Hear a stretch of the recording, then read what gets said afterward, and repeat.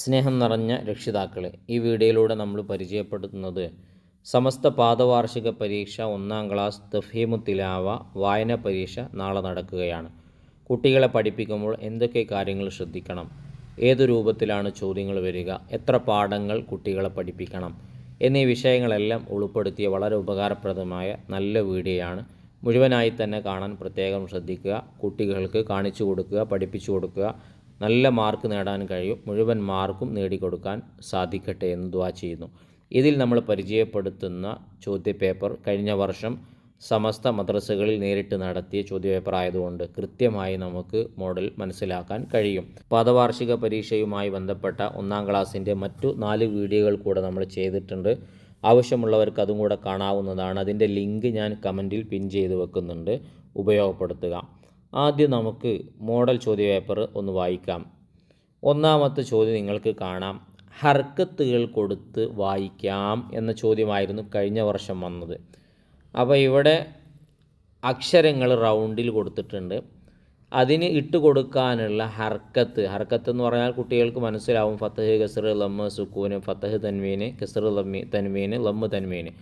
അപ്പോൾ ഓരോന്നും ആ റൗണ്ടിലുള്ള അക്ഷരമെടുത്ത് ചതുരത്തിലുള്ള ഹർക്കത്തുമായി കൂട്ടി വായിക്കണം. ബ ആണ് കൊടുത്തിട്ടുള്ളത്, ലമ്മ് തൻവീനാണ്. അപ്പോൾ ബുൻ എന്ന് വായിക്കണം. കുട്ടികൾ വായിക്കുന്നുണ്ടോ എന്നൊന്ന് പരിശോധിക്കുക.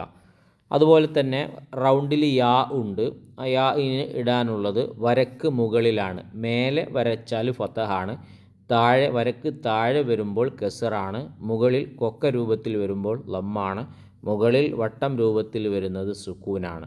അപ്പോൾ ആ ഒരു രൂപത്തിൽ തന്നെ കുട്ടികൾക്ക് പറഞ്ഞു കൊടുക്കുക. മുകളിൽ വരച്ചാൽ ഫത്തഹ്, താഴെ വരച്ചാൽ കസറ്, മുകളിൽ കൊക്കയാണ് വരുന്നെങ്കിൽ ലമ്മ്, പിന്നെ മുകളിൽ വട്ടം വരികയാണെങ്കിൽ സുക്കൂന്. അപ്പോൾ യാ എന്നുള്ളത് വായിക്കണം. ഇനി സീന് കൊടുത്തിട്ടുണ്ട്, താഴെയാണ് വര വന്നിട്ടുള്ളത്. താഴെ വന്നാൽ കസറാണ്, അപ്പോൾ സി എന്ന് വായിക്കണം. ഇനി വട്ടത്തിൻ്റെ ഉള്ളിൽ മീമാണ്, പ്രത്യേകതരം മീമാണ്. മീം 2 മോഡലുണ്ട് എന്ന് പാഠത്തിൽ പഠിപ്പിക്കുന്നുണ്ടല്ലോ. അതിൽ എന്താണ് മോഡൽ മീമാണ് കൊടുത്തിട്ടുള്ളത്. അത് കുട്ടികൾക്ക് അറിയാണ്ടായി പോകരുത്. ചില കുട്ടികൾക്ക് ഇതെന്താണ് സാധനം എന്ന് ചിലപ്പോൾ അറിയില്ല. അവർ പഠിച്ച മീം ചിലപ്പോൾ സാധാ മീമായിരിക്കും. അപ്പോൾ ഇത് മീമാണെന്ന് എല്ലാ കുട്ടികൾക്കും അറിയുന്നുണ്ടോ എന്നൊന്ന് ഉറപ്പ് വരുത്തുക.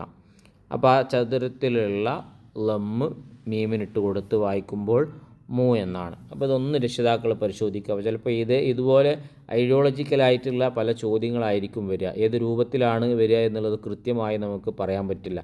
അപ്പോൾ പല മോഡലിലും ചോദിക്കാം. അപ്പോൾ ഏത് മോഡൽ വന്നാലും കുട്ടി വായിച്ചു കൊടുക്കാൻ സജ്ജമാണെങ്കിൽ പിന്നെ കുട്ടിയെ സംബന്ധിച്ചിടത്തോളം രക്ഷിതാവിനൊരു ആശങ്കയും വേണ്ട. രണ്ടാമത്തത് അക്ഷരങ്ങൾ വായിക്കാം. വളരെ എളുപ്പമുള്ളതാണ്. അവിടെ 6 അക്ഷരങ്ങൾ കൊടുത്തിട്ടുണ്ട്. അപ്പോൾ 14 പാഠങ്ങളാണ് കുട്ടികളെ നമുക്ക് പഠിപ്പിക്കാനുള്ളത്. ഈ 14 പാഠത്തിലും ഓരോ അക്ഷരങ്ങളുണ്ട്. ആ ഓരോ അക്ഷരങ്ങളും അവസാനം 14ാമത്തെ പാഠത്തിൻ്റെ അവസാനത്തിൽ കൊടുത്തിട്ടുണ്ട്. അത് ആ കുട്ടി ശരിയായ രൂപത്തിൽ വായിക്കുന്നുണ്ടോ എന്ന് നോക്കുക. ഇനി 1-2 വായിക്കുന്നില്ലെങ്കിൽ അതൊരു 4-5 തവണ കുട്ടികളെ എഴുതിച്ചിട്ടോ അല്ലെങ്കിൽ പഠിപ്പിച്ചിട്ടോ വായിച്ചിട്ടോ എടുക്കുകയാണെങ്കിൽ അതും കൂടെ കുട്ടിക്ക് പഠിക്കാൻ കഴിയും. അത്രയേ ഉള്ളൂ. അപ്പോൾ ഓരോ അക്ഷരങ്ങളും വായിക്കുന്നുണ്ടോ, വായിക്കാത്ത അക്ഷരങ്ങൾ ഏതൊക്കെയാണ്, അതിന് പ്രത്യേകമായിട്ട് നോട്ട് ചെയ്ത് പഠിപ്പിക്കുക. ഇവിടെ ഇപ്പോൾ താവ് കൊടുത്തിട്ടുണ്ട്.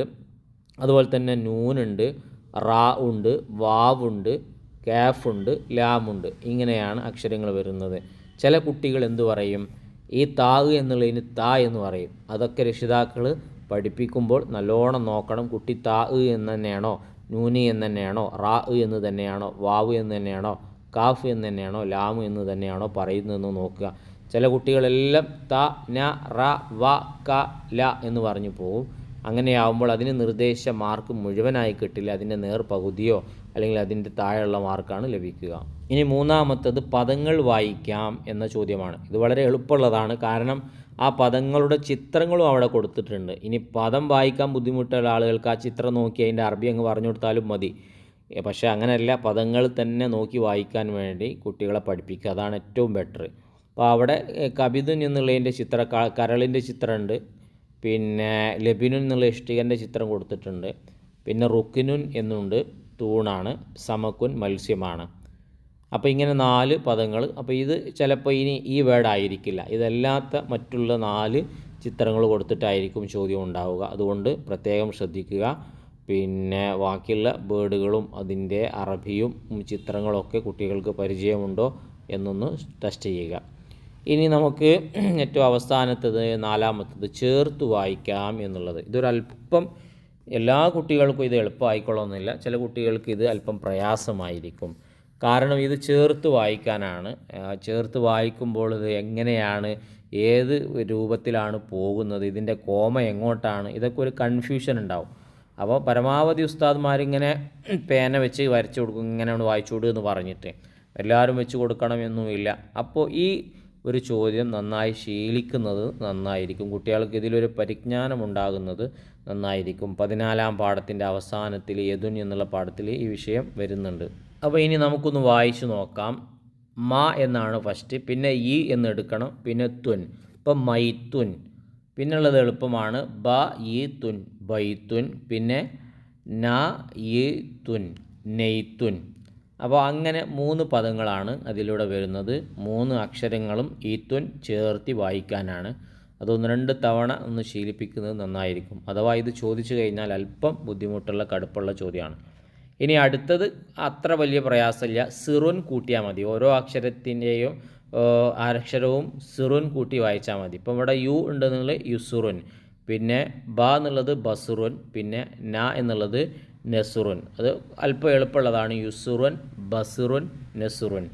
അപ്പോൾ ഈ ഒരു രൂപത്തിലാണ് കഴിഞ്ഞ വർഷം പാദവാർഷിക പരീക്ഷയ്ക്ക് സമസ്തയുടെ പരീക്ഷ ഉണ്ടായിരുന്നത്. ഇത് നമ്മൾ പരിചയപ്പെടുത്തിയതിലൂടെ ഏകദേശം ഒരു നല്ലൊരു ധാരണ രക്ഷിതാക്കൾക്ക് ചോദ്യത്തെക്കുറിച്ചുണ്ടായിട്ടുണ്ടാകും. ഇനി നമ്മൾ മറ്റു ചോദ്യപേപ്പറുകളും 2-3-4 ചോദ്യപേപ്പറുകൾ വീണ്ടും നമ്മൾ പരിചയപ്പെടുത്തിയിട്ടുണ്ട്. അതിൽ വരുന്ന ചോദ്യത്തിൻ്റെ ശൈലി കൂടെ രക്ഷിതാക്കളൊന്ന് മനസ്സിലാക്കി വെച്ചാൽ പിന്നെ ഒരു പേടിയും പേടിക്കേണ്ട. കാരണം ഏത് രൂപത്തിൽ ചോദ്യങ്ങൾ വന്നാലും കുട്ടികൾ കൈകാര്യം ചെയ്യാൻ കഴിയും. അപ്പോൾ നമ്മൾ ഈ കൊടുത്ത ചോദ്യപേപ്പറിലുള്ള മോഡൽ മാത്രമായിരിക്കും ചോദ്യങ്ങൾ ഉണ്ടാവുക. അപ്പോൾ കുട്ടികൾക്ക് വായിക്കാനുള്ള ഈ ചോദ്യത്തിൻ്റെ രൂപം മനസ്സിലാവാത്തൊരു പ്രയാസം ഉണ്ടാവും. ബാക്കി കുട്ടികൾക്ക് അക്ഷരങ്ങളും മറ്റു കാര്യങ്ങളൊക്കെ അറിയുന്നതായിരിക്കും. ഇൻഷാ അല്ലാഹ് ഇനിയും നമുക്ക് നല്ല നല്ല വീഡിയോകൾ ചെയ്യണം. പിന്നെ നാളെ എഴുത്തു പരീക്ഷൻ്റെ വീഡിയോ ചെയ്യണം ഇൻഷാ അല്ലാഹ്. ഇതിനൊക്കെ നിങ്ങളെ സപ്പോർട്ടായ സബ്സ്ക്രൈബ് ആവശ്യമാണ്. ചെയ്യാതെ കാണുന്നവരുണ്ടെങ്കിൽ ഒന്ന് ചെയ്ത് സപ്പോർട്ട് ചെയ്യുക, ഒരു ലൈക്ക് കൊടുത്തേക്കുക. ഉപകാരപ്പെട്ടെങ്കിൽ നന്ദി അറിയിച്ച് അൽഹംദുലില്ലയോ താങ്ക്സോ ആമീനോ എന്തെങ്കിലും ഒന്ന് കമൻറ്റിലൂടെ എഴുതി അറിയിക്കുകയും ചെയ്യുക. അല്ലാഹു തആല നമ്മുടെ മക്കൾക്കൊക്കെ നല്ല വിവരവും വിദ്യാഭ്യാസവും കൊടുക്കട്ടെ. പരീക്ഷയിലൊക്കെ മുഴുവൻ മാർക്കും അല്ലാഹു നൽകട്ടെ. ഇരു ലോകത്തും ഉപകരിക്കുന്ന നല്ല മക്കളിൽ അല്ലാഹു തആല നമ്മളെ മക്കളൊക്കെ ആക്കി തീർക്കട്ടെ. ദുആ വസിയത്തോടെ നല്ല വീഡിയോയുമായി നമുക്ക് വീണ്ടും കാണാം.